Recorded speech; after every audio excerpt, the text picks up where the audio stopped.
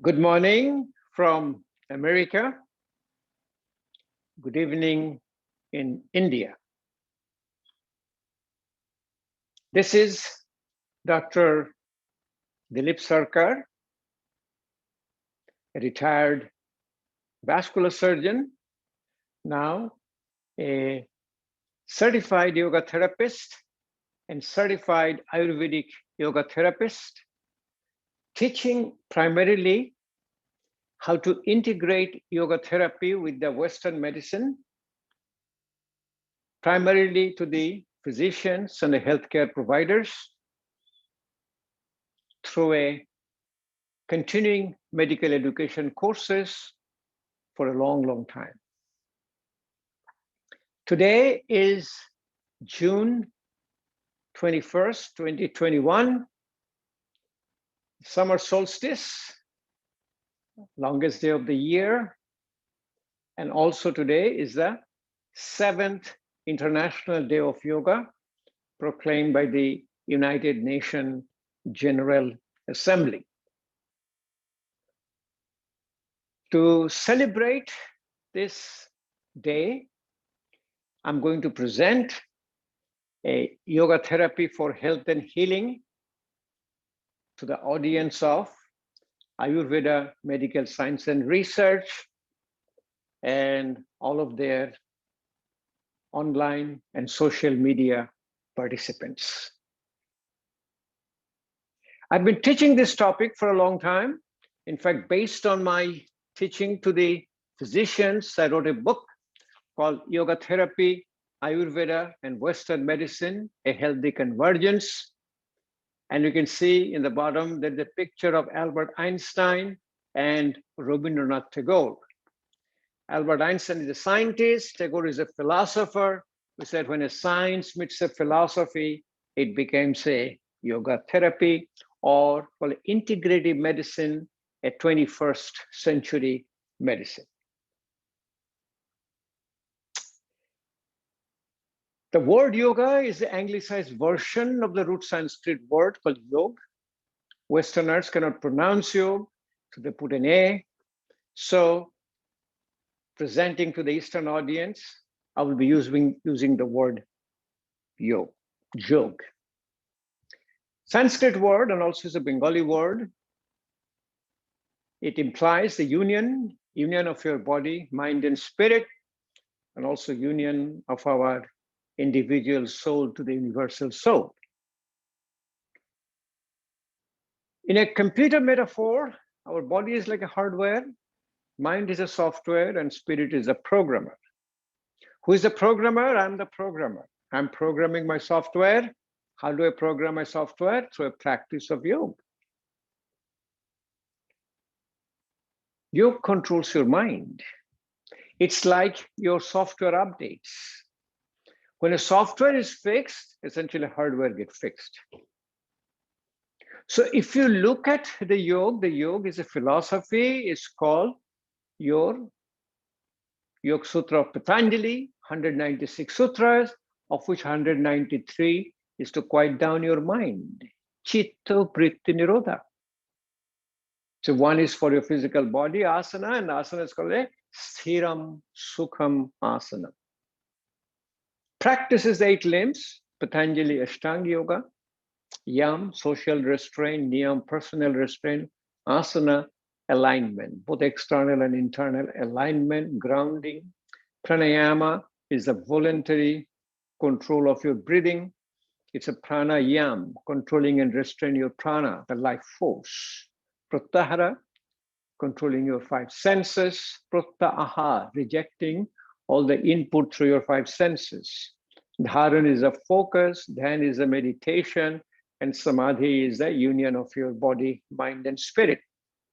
Yoga therapy is adaptation of the yoga practices based on the patient's clinical condition. Yoga therapy is a holistic, it's not a reductionist. I'm not interested about the disease a person has. I'm interested about the whole person. When you're looking at a whole person, we also look at a philosophy of Ayurveda. Ayurveda, Ayu is your longevity. Veda is the knowledge. Both the yoga and Ayurveda is derived from the same root. It's called the Vedas. And in Ayurveda, the body has been described with the doshas, dhatus, and malas. And the vata, pitta, and kapha is your psychophysical body type. And balancing those doshas through your practice and also creating a health. The whole practice of yoga therapy does two things called the Rogir Chikitsha, treatment of a disease. It is a transformative. It transforms from a rogi, person with a disease, to nirogi, is a healthy person without a disease, to yogi, who is enjoying a good quality life. It also causes Shastra Rokha, maintenance of health, which acts as a preventive medicine. And this is the fundamental principle for yoga therapy.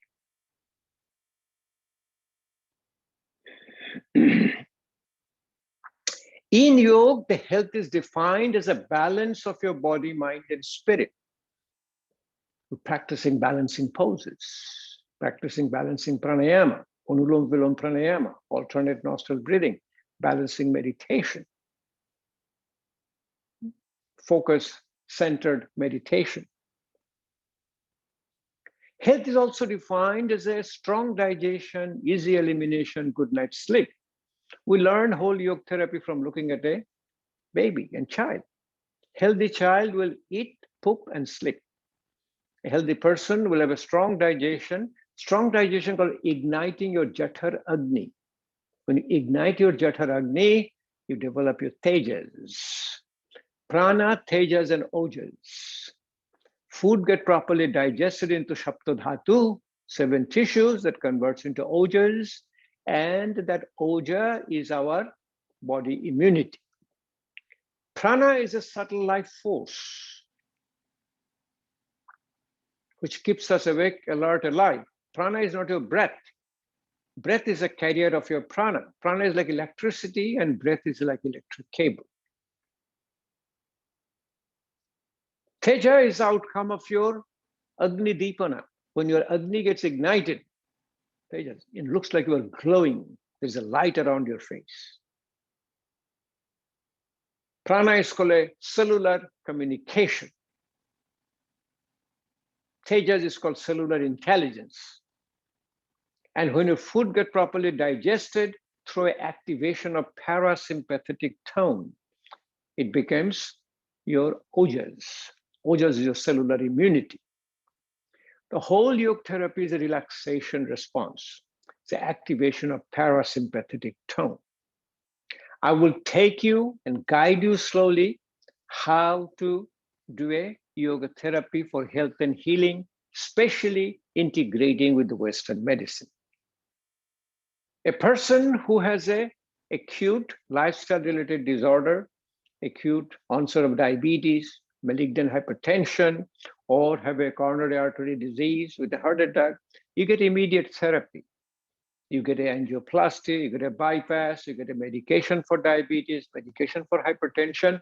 Then you incorporate practice of yoga, and slowly, this relaxation response and parasympathetic activation will take over your function. Slowly, your medication support will come down. You will be disease-free, enjoy a quality life, and instead of taking a pill every day, you will be doing a daily practice of yoga, which is also a dinocharya, daily routine. It also ritocharya, seasonal routine. Is also a lifestyle medicine. So when you have somebody comes to you and you are going to take care of the patient, the first you teach them about their posture. What is the posture? It's called Merudanda Achal. Like keep your spine straight. If you can sit down, if you cannot sit down in a chair. Sit down in a chair. If you sit in a chair, always sit down chair with your spine straight. What happens, your skeleton is always going to fall in the front. You have the muscles, and they're called paraspinal muscles. They contract, they keep you awake. So you feel a too tight a brick sitting in this side. But if you keep your back straight all the time, you'll be giving a relaxation to these muscles, and you feel a profound sense of relaxation. Feels like there are two pillows sitting here. Even when I sit in a chair, I have a special chair here. I always use it. It's called a kneeling chair. I just like to show it to you so you'll understand what I'm talking about. This is a chair which I use for all of my day-to-day activities. I'll be sitting in front of a computer. So I will be sitting down, look at that, put my knees here. I sit down, I always keep my spine straight. This is the way I'm going to use my keyboard for my computer, or if you're sitting in a chair, this is the way I will sit down. If I'm eating my food, I'll be using my food, either use my hand, a knife and a fork, whatever. This is the way I'm going to sit down, right? This is the way I'm going to drive my car. So always keep, see, remember, this is a 24/7 practice. Always keep. A lot of people ask me, where do you get this chair? Very easy. These days, you can just get it from, we call it Amazon, amazon.com. Even in India, you have Amazon India, you can get amazon.com. Second thing is health is a balance. And yoga therapy is listening to your body's signal. What are the signals? First signal is a pain. If you get into any posture, if you get into pain, you pay attention. The word pain comes from pay attention. So if you want to sit down, this is called a Sukhasana. Take your feet, put it under your knees, cross in the middle, keep your spine straight, and you feel pain. So when you feel a pain, you back off. But back off, you stay in the posture. If you stay in the posture, you as a yoga therapist will understand that initially muscle contracts to get you in the posture. This is called arambho, beginning of your asana. But we stay here a little longer time, the muscle wants to relax. Before relax, it causes a little bit twitching called fasciculation. Slowly it goes away, which is called a sthiti. Arambho, sthiti, then get a profound relaxation, which is called a visarjan. And that time you develop, which is called a habit forming. In medical term, it's called a neuroplasticity. And slowly this thing will happen and you'll be comfortable sitting like this. Sthiram, no fasciculation. Sukham, you are happy, asana. Once you're comfortable, then what you do, you change your feet and sit down. You will see the difference now. The difference will be now that you'll be more comfortable on one side. Why? Because you're lateralized. I'm a right-handed, I'm a right-footed. I'm always using my right hand and right foot, and my one side of the brain is always working. So the side you feel a little bit more discomfort, you stay there a little longer time for neuroplasticity to set in. But also in this posture, if you can quiet down your mind, your physical body will get relaxed. Our mind is the contents of our five senses. I hear, I see, I smell, I taste and touch. So the best way to control your mind is close your eyes. The moment you close your eyes, then your hand connects your body and mind. Remember our brain, half of our brain controls our hands. 1/4 of the brain controls our head and neck. 1/4 of the brain controls the rest of our body. So touch your index finger and thumb. This is called a Gana Mudra or Dhanu Mudra. Put it gently over your knees. Close your eyes. Then you incorporate your breath. Lung is like a balloon. It has a 6-liter capacity. It needs 1.5 liter to keep it inflated. We have a 4.5 liter which we can exchange called vital capacity. Normally, we only exchange only 0.5 liter.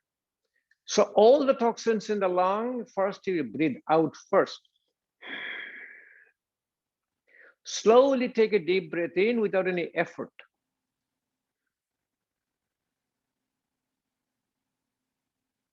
and breathe out longer than breathing in.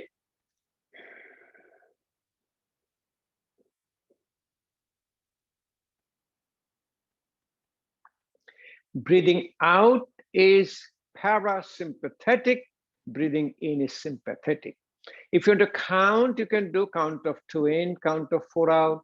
You can progress to count of 3 in, count of 6 out, count of 4 in, count of 8 out, but do it without any effort. Without any effort means you can talk, you can even sing. And every asana you do, always remember it's Annamaya Kosha to Pranomaya Kosha. Any imbalance you create in your body and mind, it will affect your breath. Once you feel a little comfortable in a Sukhasana, then you get a Siddhasana. Take your heel all the way to the back, put your other foot, and your knees drops down on its own. If it does not drop down, if it stays high up, let it be high up. Practice your relaxation response, neuroplasticity will set in, and slowly this thing will happen. So we use a health tracker. This is my Apple Watch. You can use a Fitbit, you can use a health tracker. I can see my activity, I can see my EKG, I can see my heart rate, blood pressure. I can see all the effects of the practice I'm doing in a real time here. So if you go in stages, we say in stages, impossible become possible. So then I will go slowly. I'll put my feet high up and I'm putting in a Ardha Padmasana, Swastika Asana. I feel a little pain here, I back off. Even if a discomfort, I go back, or I can back up. Start somewhere and the transformation will take place. Yoga therapy is art of transformation. And once you are here, you will feel a profound level of relaxation, profound parasympathetic activation. When you get a parasympathetic activation, you get a saliva in your mouth. So I'm talking to you for some time. I didn't drink any water. My mouth is completely wet. I am in a relaxation response. I'm in a parasympathetic activation. So when you get scared, sympathetic activation, what happens? You get a dry mouth. So wet mouth is completely opposite. It's a parasympathetic. Say I'm doing the opposite now. I'm putting my Ardha Padmasana and I'm so relaxed, so comfortable. I will take the other feet high up and I can easily get into your Padmasana. People say, look at that. It's not difficult. You know, it's not that you are trying. You are trying for the relaxation response, and this is coming to you. This is one of the most comforting. In fact, when you come here, this is a sign of your health. Because the activation of the parasympathetic tone, all the food gets digested. Because whole gastrointestinal system is parasympathetic. Our Western concept, food is an energy, it's a calorie. Go ahead and burn it. Yeah, run on the treadmill, do the weight training. You know, that's a sympathetic. The food doesn't convert into saptodhatu. Rashadhatu, Raktadhatu, Mamsadhatu, Medodhatu, Astridhatu, Majjadhatu, Shukradhatu. There is not enough formation of ojas. And when the food is not properly digested, you form an ama. The toxins from undigested food. Ama is the mother of all the diseases. We call it a MOD. So what the yoga therapy practice does is called Agni Deepana. It ignites your Agni. Ama Pachana. It digests all the amas, the toxins. Nadi Shodhana. It cleanses up all of your channels, nadi, so the prana can flow. And the flow of prana is your health. Health is a prana is flowing. Teja is glowing. Oja is forming.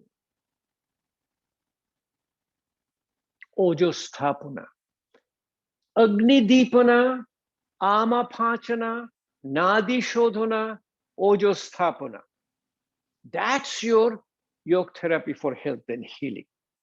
And in this state, you feel a sense of lightness. You feel a sense of lightness to the point that you'll be able to see, put my hand here. I push it down and slowly get my whole body high up. It's called a Tulasana. And I can stay here as long as I want. This is a sign of lightness in body and mind. You relax. If you look at a baby, it's called Balo Mushti Mudra. Baby will close their fist, put a thumb inside and close. So always close your fist like this. When the hand is relaxed, you will see your fingers are all separated. You know, when the fingers are all relaxed, the fingers will go in. When they're tight, it doesn't go in. Relax, I can put my hands everywhere, you know, turn around, do around. This is a sign of relaxation. Hands are relaxed, elbows are relaxed, shoulder is relaxed, whole body gets relaxed.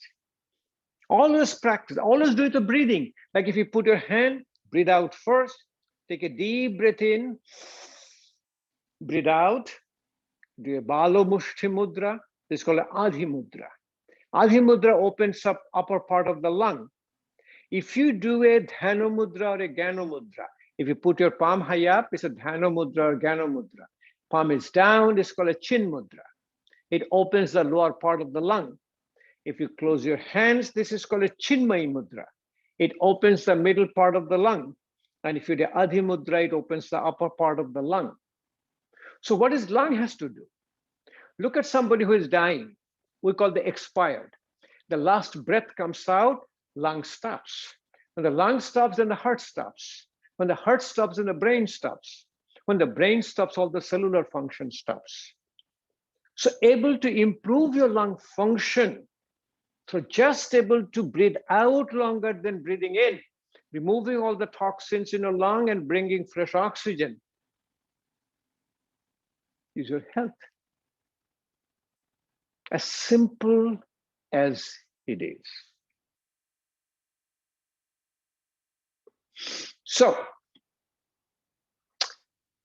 coming back again, that a practice you'll be doing, that if you can improve your lung function, you'll improve your heart function.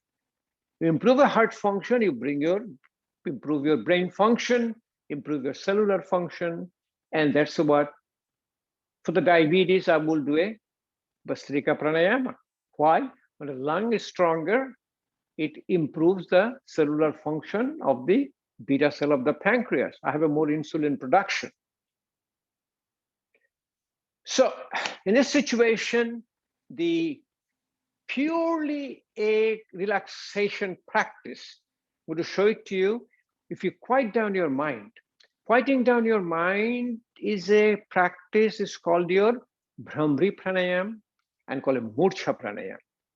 Bhramri Pranayam is shut down all of your 5 senses. Then you create a vibration. Your brain has a vibration. 2 vibration cancels. Quiets down is called a harmonic resonance. So let's do one time. If you're practicing with me, put index finger in the forehead. You can use a Shanmukhi Mudra to close, or you can close your eyes with 3 fingers. Put your thumb to close your ear, and you close your mouth. You shut down your vision, shut down your hearing, shut down your smell and taste. Always breathe through your nose. Do not use your mouth for your breathing. Breathe out first. Take a deep breath in. Breathe out with the sound of a bumblebee.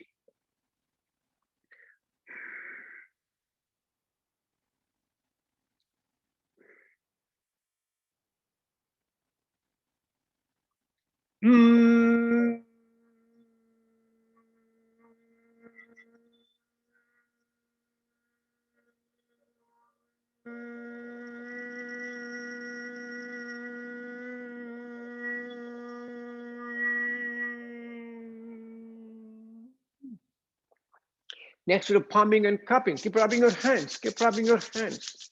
When you feel the warmth in your hand, if you're wearing glasses, remove your glasses, take the hands, put it over your eyes. Let the eyes take all the heat. It relaxes the muscles inside the eye called the ciliary muscles. Slowly, eyes gets relaxed. Eye is a direct extension for your brain. When eyes get relaxed, your whole brain gets relaxed. Massage your forehead, massage your eyes, massage your face, massage your ear, behind the ear, front of the ear, inside the canal. That is called the auricular branch of the vagus nerve. It's called a vagal activation. It's called parasympathetic activation. Bring your hand message in front of your neck. This is called a activation of your carotid sinuses. Carotid sinuses also activates your vagus nerve, parasympathetic activation. Massage the back of your neck. There is an insertion of a muscle called trapezius muscle and sternocleidomastoid muscle. Both the muscles are supplied by the cranial nerve. So you're quieting down your mind completely. You can use the power of a breath holding and a chin lock. When you do a chin lock, so called a Jalandhar Bandha, you can slowly bring your chin down, touch your chin to the chest, and stay here. What it does, it activates your carotid sinuses on both sides and activates your parasympathetic tone. Remember, these are the signs of health. That's the reason we are showing it to you and we ask you to practice. When you hold your breath, take a deep breath in. When you take a breath in, it's called your Puraka. When you hold your breath, it's called Kumbhak. When you hold your breath after inhalation, it's called Abhantarin Kumbhak. Exhalation is called a Rechak. And breath holding and exhalation is called a Bajja Kumbhak. When you hold your breath, the chest, lung starts to expand because you're not exchanging any air. When a lung starts to expand, it comes to a point when it doesn't allow you to extend anymore, you start coming back. There's a reflex called a Herring-Brewer reflex. And it is the activation of parasympathetic tone. It's a profound relaxation practice. So that is called a Murcha pranayam. Murcha means you're almost unconscious. Put your hand in a Balo Mushti Mudra or a Adhi Mudra. Breathe out first. Take a deep breath through your nose.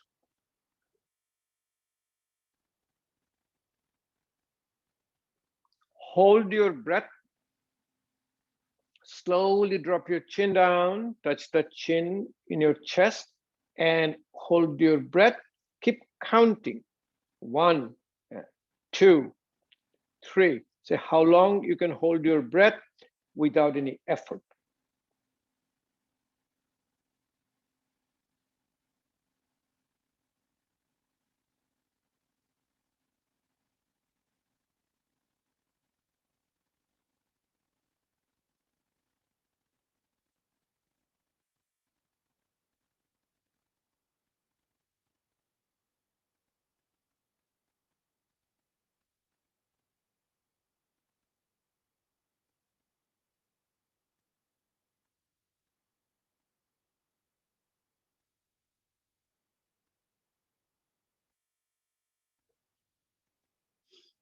Wonderful practice.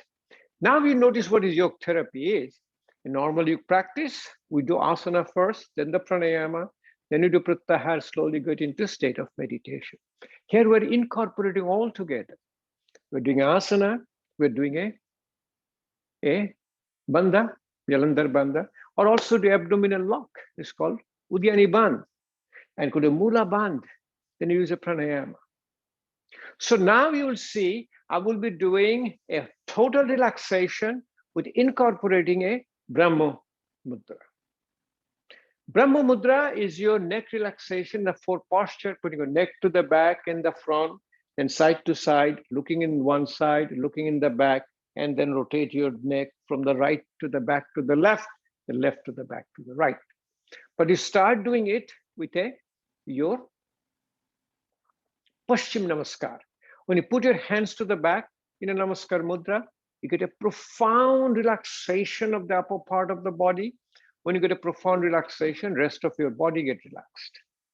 So if you take a look at it, how it is done, you will be amazed that if you can stay in this posture, it brings a profound level of parasympathetic activation. Put your hands here, even your hand is stay here. If it today, 2 weeks, 3 weeks, 4 weeks, it will come here. Slowly and slowly in stages, it will come here. And if you stay here, keep doing your breathing, it will keep on going high up. I'm doing my breathing out longer than breathing in. I'm talking, I'm singing. It's a wonderful practice. When you stay here a little longer, Arambho, Sthiti, Visarjan. When you come to the Visarjana, the hands will go high up more. You stay in the posture, especially people who are IT people. IT people are always hunchback in front of their computer. I always tell them, every 20 minutes and half an hour, do a Paschim Namaskar. Now you will see, in a Paschim Namaskar, I will put my neck in front, and when I drop my neck down, I listen to my body's signal. There should be no pain. If you get a pain, I'm going to back off. And my breath has to be effortless. There is no effect on your breath because Annamaya Kosha is in balance. But when I breathe out, I'll be breathing out with the sound of a bumblebee that will extend my exhalation. Let me show it to you what I'm talking about. So breathe out first. Oh, always breathe through your nostril. When you breathe through your nose, the air gets filtered in the nose. The nose is like your personal air conditioner. Outside air is warm, it will cool it down. Outside air is cool, it will warm it up. It goes through the side of the nostril called your turbinate, goes over the mucosa of the sinuses, and it secretes a substance called nitric oxide. Nitric oxide is a profound vasodilator. It opens up the blood vessels. It creates endothelial health. It also activator of your parasympathetic tone. Nitric oxide, cyclic GMP, acetylcholine, these are mediator of your parasympathetic tone. Air will go towards your larynx, then go to the lung. Lung has three lobes, lower part, middle part, and the upper part. If you breathe through your mouth, you don't know where the air has gone in. It got in your stomach or in the lung. Somebody says, I have to breathe through my mouth. What you can do, you can breathe through your nostril, breathe out through your mouth, which is a lot more physiological. So in a Brahma Mudra practice, which is relaxation of your neck, you breathe out first, take a deep breath in, slowly put your neck to the back, and you breathe out with the sound of a Brahma, bumblebee.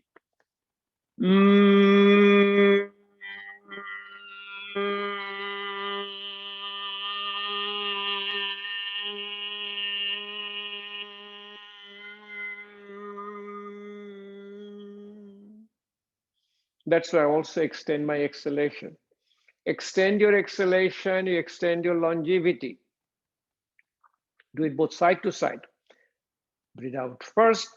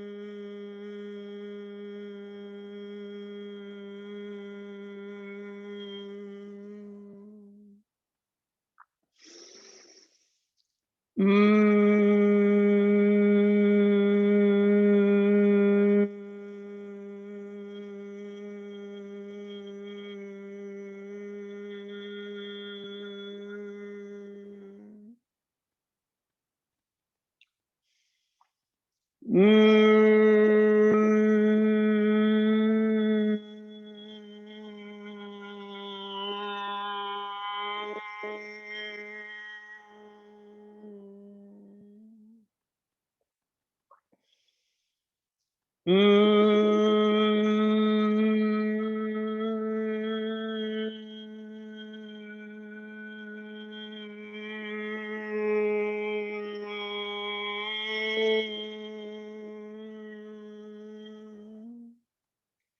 whole body and mind is totally relaxed. I have an activation of parasympathetic tone. No disease will come to me. This is DIS space EAC. In Sanskrit, it's ashuk. In Punjabi, they call it be aram. Ram je chala jata, aram. Tang durast. A profound relaxation response in yoga, in your practice, is you're able to sit down in your malasana, squatting pose. If you're able to sit in a malasana, look that my ankle is relaxed, knee is relaxed, my hip is relaxed, my hands are all the fingers separated, wrist is relaxed. I put my one elbow inside, other elbow inside. I just keep my spine straight, bring my hand close to here, close my eyes. I breathe in and out. I'm in a profound level of relaxation. I wake up every morning. I sit down in the malasana. I drink a glass of water, called it Ushapan. The moment I do Ushapan, I get a nice, clean bowel movement. Easy elimination. It's a part of the Shankha Prakshalan. This is called your Shankhasan, Udar Karshanasan. There are other four asanas. One's called Tirjak Bhujangasan, Tirjak Tadasan, Utthita Tadasan, and Koti Chakrasan. 5 asanas for proper elimination. We call it a Shankha Prakshalan. But the most important sign of health, able to get up from your squatting pose without any support. So if you're able to get up without any support, this is a creation of your health. Very, very important phenomena. So if you look at it and if you practice every day, you are able to sit down in a malasana and able to get up without a support. There is a multiple studies done which show when you can transfer yourself up without a support, especially when you put in a balance. Like say in a balance, I'm comfortable standing like this. So in a balance, I put my feet together, put my foot together. Then I say, I cross my feet. The crossing feet, I can sit down and I get high up. I can do opposite side, cross my feet, I sit down. You could go all the way down, sitting in the ground, able to get up. Say, if you can sit down comfortably in the ground, very comfortable, then what you do from here, you get up without a support. If you use your hand, you lose half of your health. Use your feet, you got probably 75% of your health. Standing up, stand up in a called your Dandasana. Your ear, your shoulder, your hip, and the ankle in the same line. You practice balancing poses. You have to activate both sides of your brain. Even if a car or your bicycle or your bike, both the tires should be properly inflated for function. Your hand, you can fall down in a hand. Put your hand in a Paschim Namaskar, prayer pose to the back. If you're right-handed, right-footed, see if you can stand on your left foot. If you're able to stand on the left foot, 10 seconds, 20 seconds, 40 seconds. Can you see if you can close your eyes and you can stand? If you can close your eyes and stand, this is the sign of your health. It's a wonderful practice. Do the opposite side. Right foot, close your eyes. For the sake of time, I'm just going to show the technique, but at the home, you practice for a little longer and longer and longer time. Able to do a Kapalbhati pranayama. See, we don't do pranayama standing up because pranayama causes altered sense of consciousness. We do pranayama sitting down or laying down. But a Kapalbhati pranayama is a relaxation. So let me show you how a relaxation works. My hand is in a Paschim Namaskar, prayer pose to the back. My feet comes up. I'm in a Brikashan, tree pose, balancing pose. Now I'm doing Kapalbhati pranayama.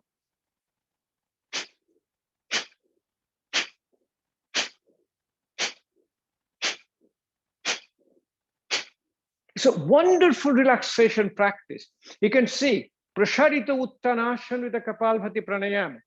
You can separate your feet. It's called Prasharita Uttanasana. Wide spread head down. Slowly when you do it, do a supported forward bend. Put your hands and slowly put it down, all the way down. Put your head down on the ground. When the head is on the ground, you do Kapalbhati pranayama here.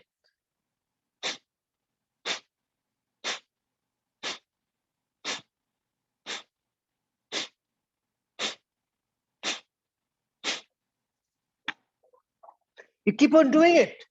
I do it in the morning. I do hundreds and hundreds of times. It's a wonderful practice. You can do a lot of asana standing up, but able to get up, able to balance is your sign of your health. Essentially, what you need to do, that igniting your Agni Dipana. Agni Dipana you do for your umbilical centered asanas.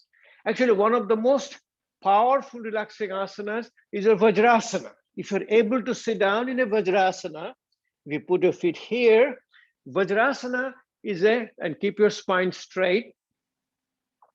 It is a powerful relaxation response, activation of your parasympathetic tone.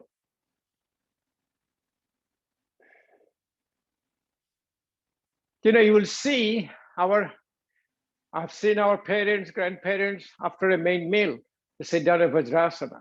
We do all the practice in empty stomach. Practice Vajrasana, we can do a full stomach. So if you can lay down, if you see the asanas to ignite your Agni Dipana asana, igniting your Jathar Agni is very important for your health. Strong digestion, easy elimination, good night's sleep. We take a little longer time to do this, but I just want to show you the technique so you can do. From here, you follow your belly button, raise your feet high up. Pada Uttanasana. From Pada Uttanasana, you get into Naukasana. See, initially you get a sthiti comes in. From here, you can do your Pavan Mukta Asana. Touch your nose to the knee, chin goes in front of the knee. From here, you call Markatasana or Jathar Parivartanasana. Normally, we stay in the asana for at least 5 to 10 breaths. But just I'm showing you the technique. That's what I'm giving it to you. You can put both the feet down here and your hand, you look to the other side of the hand. You'll do it both sides. You'll do both sides, put the opposite side and look in your left hand. You can do Setu Bandhasana, which is at the level of your belly button. Raise your body high up.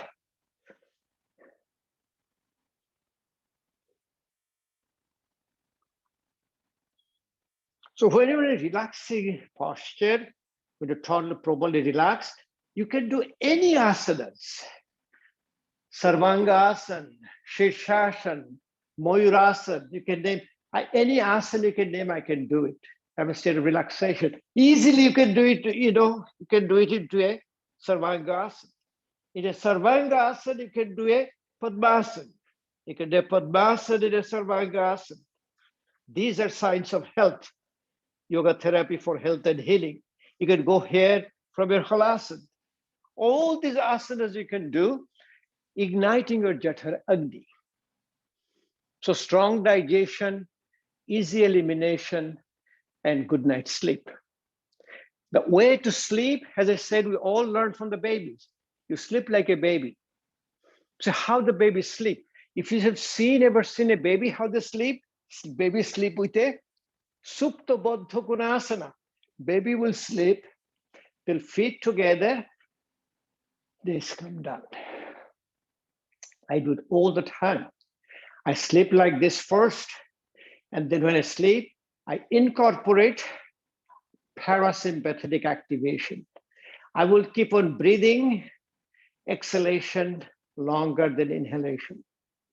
For example, I'll breathe in, count of 4 in, count of 8 out.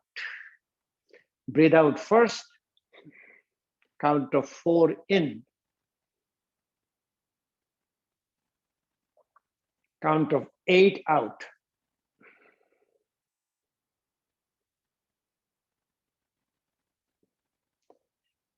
Slowly and slowly, I keep on increasing it. Count of 5 in, count of 10 out, count of 6 in, count 12 out. You practice what your body will allow. Then you do some breath holding.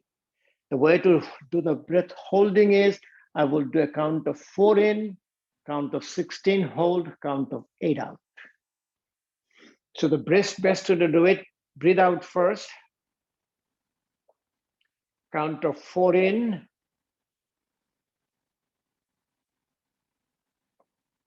hold it for count of 16.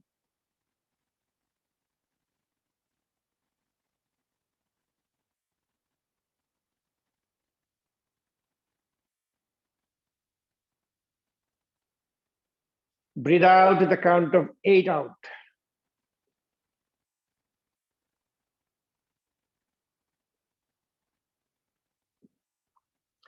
Then slowly I turn onto my right side in a fetal position with the head under your hand.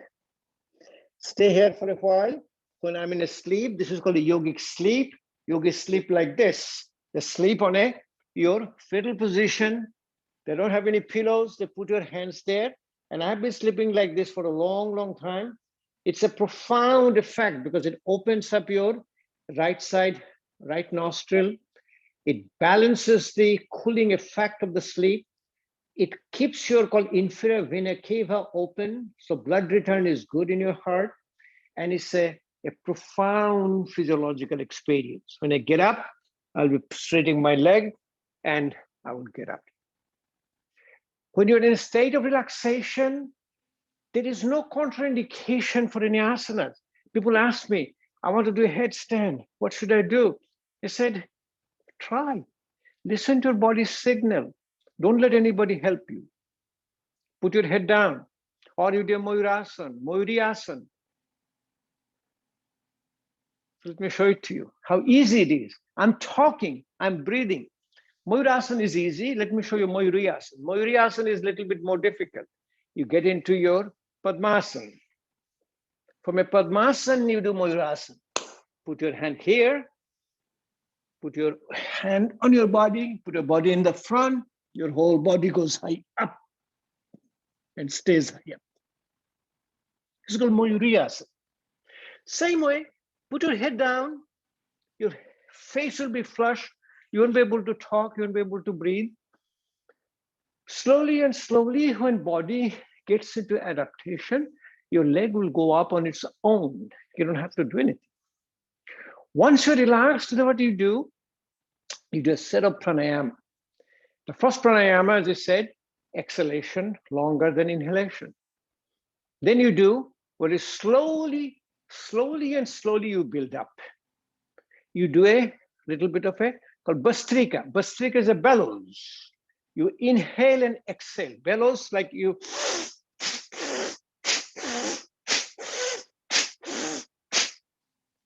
Active inhalation, active exhalation. You can do with the Adhi Mudra. You can do it.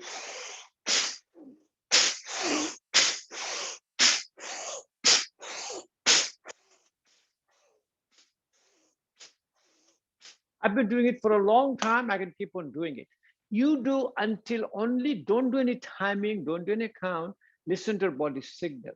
Do it until your body will allow you to do without any effort. And slowly practice will go high up. Speed is not an issue. People say do it very slowly, but do it very fast, do it very fast. But as if it is a normal breathing. So for me, if I want to show it to you, because I do a daily practice, I do it for a long time. I do like 500 counts. I can do this thing about 100 counts, 200 counts. So when you do active Bhastrika Pranayama, you'll do like this.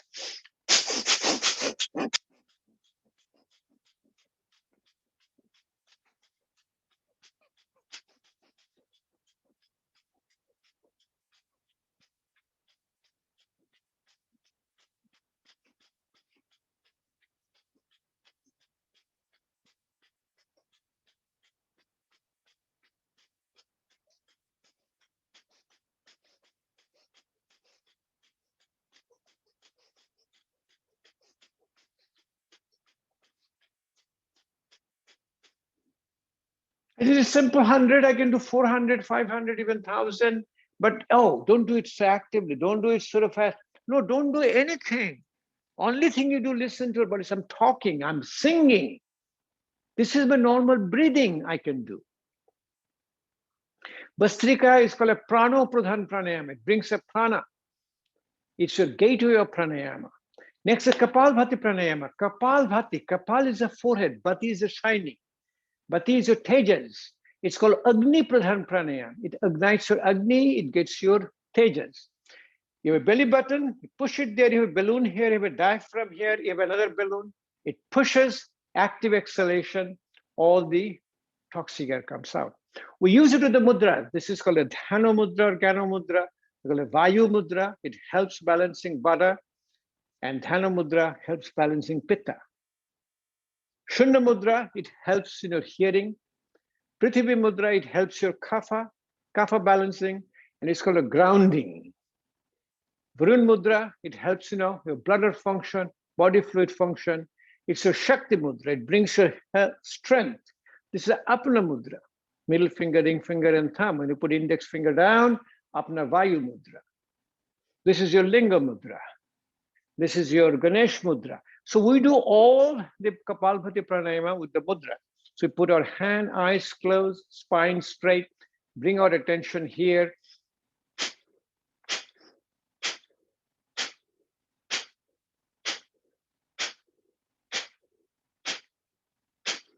I don't breathe in. I have nothing to do with my breathing. My concern is all here. So when I'm breathing out, I breathe in, within breathing out without knowing. Active exhalation, passive inhalation.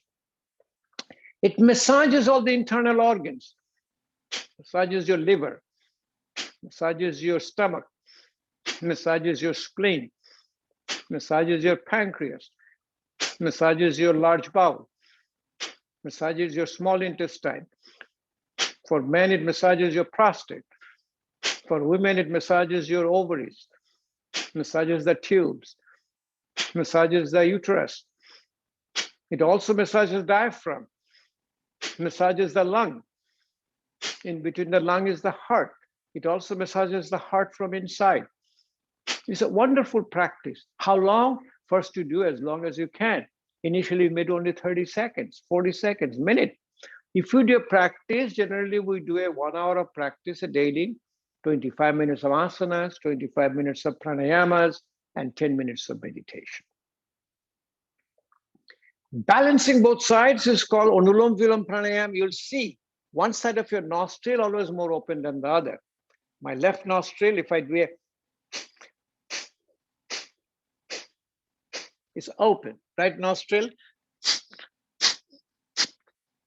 So one side is little more open than the other. Hand in the Dhanu Mudra. Right, close your right nostril, not hard, just underneath. Breathe out through your left nostril first. Take a breathe in through your left nostril. Close your left nostril, breathe out through your right nostril. Breathe in through your right nostril. Close your right nostril, breathe out through your left nostril.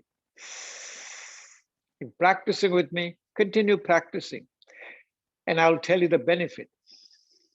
Left nostril is supplied by the right brain. Right brain is intuitive, right brain is female, right brain is cooling. Left nostril breathing is Chandranari, parasympathetic, it's a Ida Nadi. Right nostril is controlled by the left brain is heating, left brain is male, left brain is called your sympathetic or Suranari.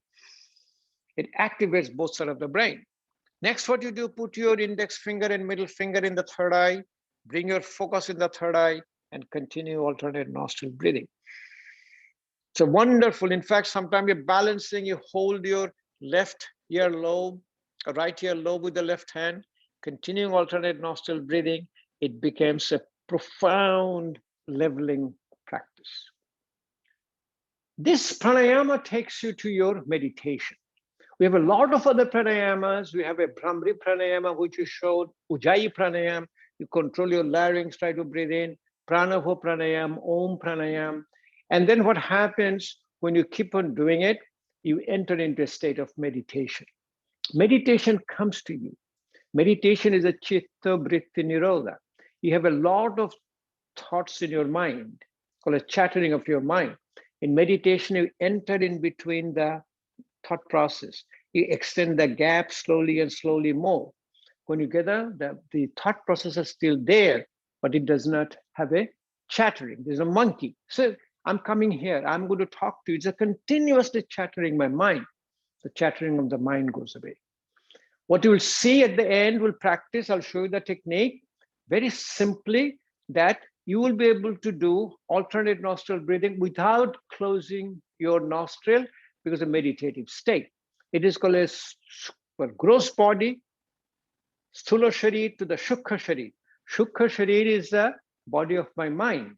When I have a body of the mind, when my eyes close, I can see anything. I touch my tip of my nose, I can touch my left nose. I don't have to see, I know exactly which part of my body.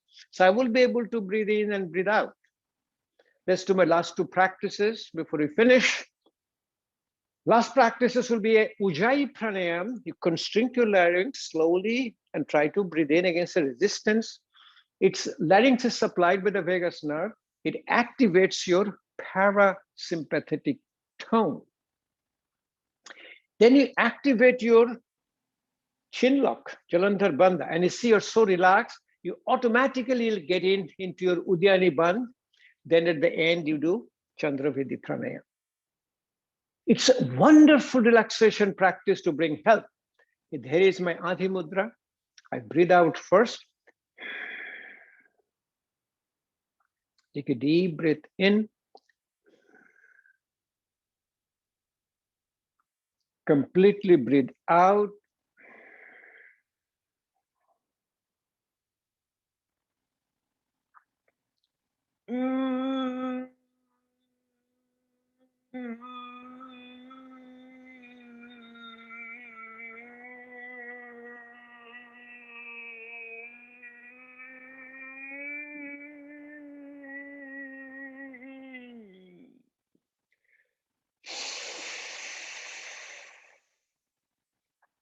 Can't have a better practice than this. When you close your eyes, you can guide your mind. You can guide your mind through your called breath center. You can visualize your breath is coming in, visualize breath is going out. You can visualize breath is bringing prana to the organ of healing, is called a pranic healing. But the best meditative practice is alternate nostril breathing without closing your nostril. We'll be doing this thing in silence, but I'm just going to guide it to you for a few minutes before I finish, and you will continue that to finish your practice. Close your eyes, bring your awareness to your left nostril. Breathe out through your left nostril. Breathe in through your left nostril. Breathe out through your right nostril. Breathe in through your right nostril. Silently, you practice it a few times.